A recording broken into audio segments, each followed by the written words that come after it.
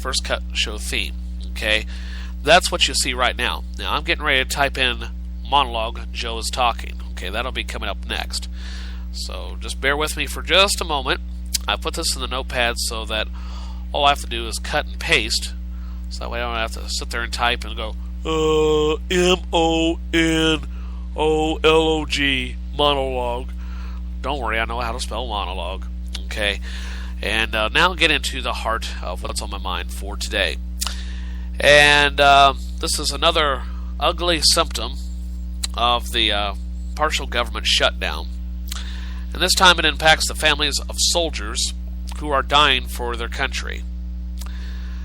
Well, the Pentagon confirmed yesterday that as long as the budget impasse lasts, it will not be able to pay death benefits to the families of troops who've been killed in combat.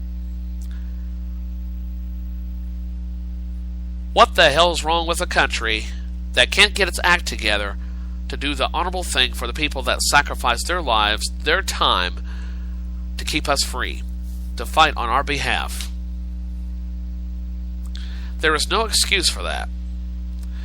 And I know there are people that are justifying it, saying that's, well, the Congress could have authorized it. Congress authorized payment to the military for the living soldiers to keep their salaries going, which they did and should have done, and I'm glad they did. But there's also a greater degree of probability that someone could die in the line of duty, die on the job in the military, greater there than anywhere else in the world except for maybe police officers, firemen, things of that nature, jobs of that nature. There is no excuse for this. And yes, I am a staunch supporter of President Barack Obama and his administration. But on this issue, I am distancing myself considerably in that order. I realize that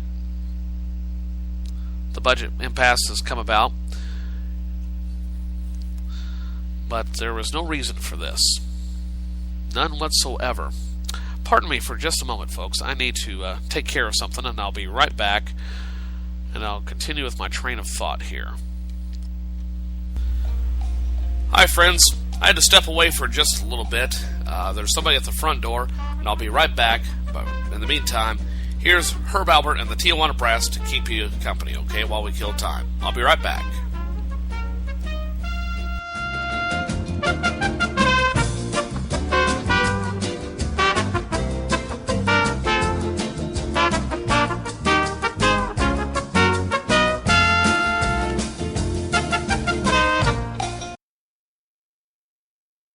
I apologize. That was probably not the most appropriate music for my tirade, but I had the front door open and some flies and stuff were starting to come in, and it was getting very distracting. But as I was saying, there's no excuse for this. There's no reason why the president, who is the commander-in-chief of all the military forces in our country, couldn't have said, okay, Congress, I know we're not getting along here, but if at all possible, put in a provision in there to not only pay the soldiers, but in the unfortunate event that some sailors die during this government impasse, that we set aside funds to help these families with their funeral expenses, to get them home. And this president didn't do that. And as I said, there is a higher degree of probability that someone could die in the line of duty defending this country. We made a promise to these people, and our government is not living up to its end of the bargain. Now, if you want your troops and your sailors and so forth to continue to obey your orders, Mr. President, you're going to have to put aside your political differences, even for a few seconds, and put that provision in. Well, unfortunately, as a result of the shutdown, we don't have the authority to make death gratuity payments at this time. That was according to Lieutenant Commander Nate Christensen, a Defense Department spokesman. However, we are keeping a close eye on those survivors who have lost loved ones serving in the Department of Defense. House lawmakers, though, are planning to vote today on a bill to restore funding for the payments. Speaker of the House John Boehner yesterday accused the Obama administration of needlessly withholding the money. And in this particular instance, I agree with the House Speaker. The president is playing politics with these people's lives. Boehner claimed a bill passed by Congress and signed by the president last week to pay America's troops should have given the Pentagon the latitude to pay all kinds of bills, including this. I think it's disgraceful that they're withholding these benefits. Now, the House Speaker is continuing to urge the President to sign the bill that the House will take up later today. The bill will still have to be passed by the Senate before arriving on the President's desk. If that bill fails to pass, the Pentagon says families will be reimbursed once Congress passes an appropriations bill. Well, the Pentagon says it has specific instructions from its budget office not to make payments for deaths that occurred after 11:59 p.m. on September 30th, 2013, which was a week ago Monday. Unfortunately, over the weekend, 4 soldiers, 2 of them Army Rangers, 1 Marine were killed while conducting a combat operation in Afghanistan. The bodies of the 4 soldiers were returned to Dover Air Force Base this morning. Due to the impasse, the families of 25-year-old First Lieutenant Jennifer Marino, 24-year-old Private First Class Cody J. Patterson, 24-year-old Special Agent Joseph M. Peters, 25-year-old Sergeant Patrick C. Hawkins, and 19-year-old Lance Corporal Jeremiah M. Collins, Jr., will not receive the $100,000 payment that would have otherwise received within 3 days of the death. In the grand scheme of things, is $500,000 going to hurt our budget? I realize we're in hock here, but I'm tired of our government playing politics, and I realize that's part of the game. But these people sacrifice their lives to keep us free for a mission they may have not necessarily agreed with personally, but they did their job. And we have an obligation to take care of them and their families, at least through this process. I don't know about you, but I have lost some people that I have loved in my lifetime. And when you're in the middle of grief and you see crap like this, it only exacerbates the pain that much more. At the risk of giving away too many secrets here, in the last couple of years of my dad's life, he had sued the United States Army, the United States government, because the doctors determined, they believed that part of my dad's health issues, namely his hearing loss and part of his clinical depression and alcoholism, were the result of the actions of the United States Army, especially his hearing loss. My dad was being trained to operate tanks in the early 60s in the U.S. Army, from 1962 to 1965. Well, during his training, they did not, like they do now, mandate that soldiers wear hearing protection. Well, with all that shelling and so forth and the loud machinery, he lost a good part of his hearing long before he was in his mid-30s. As a matter of fact, I remember when electronic digital watches first came of age back in the late 70s when they were really becoming prolific. Well, my dad bought this brand new watch. It had an hour chime and an alarm on it. And it would beep, and my mom and I could hear it just fine. And he could not hear those frequencies. He could not hear those tones at all. He could hold it right up to his ear, and he would not hear anything. So I know to a certain extent what these families are going through. Now, my dad did finally get some relief. At least the Army finally acknowledged that they were responsible for some of his health issues in a few days before he died. And he said that acknowledgement made him feel a little more secure. That they finally admitted that they screwed up.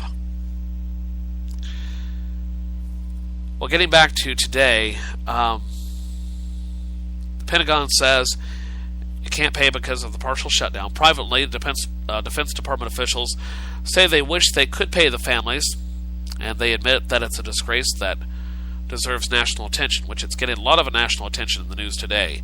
MSNBC has been talking about it all morning. Now, if the department was allowed to make death gratuity payments at any point during the shutdown, they would have been paid with great relief, one official said. Pentagon officials also say Congress was warned prior to the shutdown that these benefits would be stopped. Senator Lindsey Graham, Republican from South Carolina, said during a press conference yesterday he would tell those families that their government let them down. After a ceremony at Dover on Wednesday this morning, the families will now fly their loved ones' remains home to conduct private funerals. That's also an expense the Pentagon says it can no longer pay due to this ongoing stalemate. Now, thankfully, there are still some private individuals out there that are generous enough to at least reimburse the families for this financial hardship. A private foundation has stepped forward to cover the death benefits for the families of the troops who were killed in combat after the Pentagon confirmed the payments have been suspended as a result of the partial government shutdown. Senator Joe Manchin, a Democrat from West Virginia, announced yesterday that the Maryland-based Fisher House Foundation has offered to cover the $100,000 payments that the government typically pays out to families within 3 days of a soldier's death. Manchin said in a statement, adding that the organization has agreed to cover flights, hotels, and other incidentals for the families. Pentagon says that as long as the budget impasse lasts, it will not be able to make payments to the families, yada, yada, yada. But I applaud the Fisher House Foundation for stepping forward and at least doing the right thing during this difficult time. And as I mentioned, Pentagon officials did say, though, that the payments would stop on September 30th. But that does not make this right. It may justify it, but it doesn't make it right. It does not make it right at all. As a matter of fact, Pentagon Comptroller Robert Hale warned in late September that military death benefits, the payments would be delayed for families of troops who were killed during a government shutdown, but it took until the second week for the crisis for members of Congress to propose to do anything about it. So, not only do you have an administration that is at fault, our Congress is also at fault. That they spent last week in a pissing contest and not doing the right thing for our soldiers. Well, Hale warned during a briefing on September 27th, that was the last Friday in September, detailing the negative effects of a shutdown on the military. Now that NBC News reports that families of 5 service members killed over the weekend in Afghanistan, they won't be getting their benefits. Well, there is a lot of outrage. Republican members of Congress announced plans to address the problem, which Boehner called disgraceful. Senate Majority Leader Harry Reid also expressed outrage over the consequences of this funding lapse. But at least they're finally coming to an agreement that an oversight came about, and both sides got caught with egg on their face.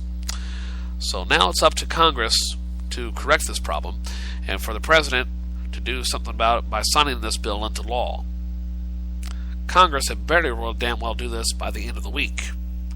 I would suggest having it completed by the end of the day today, at the latest, if they want to save any sort of face. Well, excuse me. On to the more absurd remarks about this government shutdown. I have publicly stated that I believe the American people are ultimately responsible for the shutdown. I referred to yesterday's program in which I believe that eligible voters who chose not to participate, or more in particular people who could vote but choose not to vote, are also responsible. They're the biggest ones. And usually these are the people that are very mistrustful of the government and don't wish to participate in it at all. And as an American citizen, you have that right. That is your privilege. But I don't believe that you have as much voice in this matter. At one time I thought, if you don't participate, you don't participate. But your voice should still be heard. But since you're not willing to participate in the process, it's not like someone's holding you down and saying you can't vote. Well, if you're eligible to vote and you don't, you've lost the right to complain now. And I now firmly believe that.